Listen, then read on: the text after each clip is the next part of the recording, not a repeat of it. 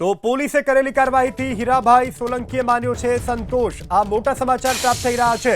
ન્યાય આપવામાં કોળી સમાજ એક સાથે રહ્યો તેવી હીરા સોલંકીએ કરી છે વાત। યુવાનોએ સોશિયલ મીડિયામાં સારી ભૂમિકા ભજવી હીરા સોલંકીએ કરી છે વાત। જયરાજ આહિર જેલમાં ગયો તેનો આજે બીજો દિવસ છે। બીજો દિવસ થતાની સાથે જ નિવેદનો પણ સામે આવી રહ્યા છે।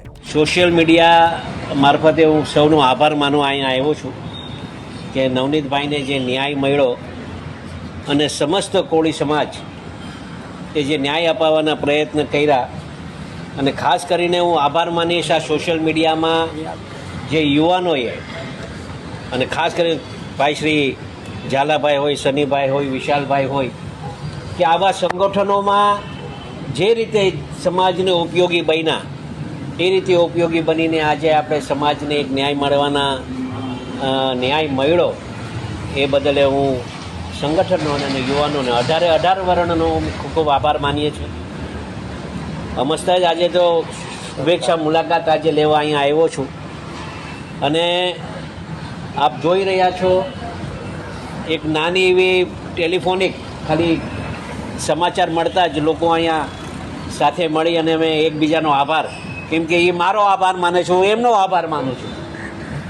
પણ ભવિષ્યમાં ક્યારેક આવો બનાવ બને ત્યારે આ રીતે જ હંમેશા સમાજ એકત્રિત થઈ અને સાચી દિશાએ કામ કરવાના હર હંમેશ માટે આપણે પ્રયત્ન કરીએ।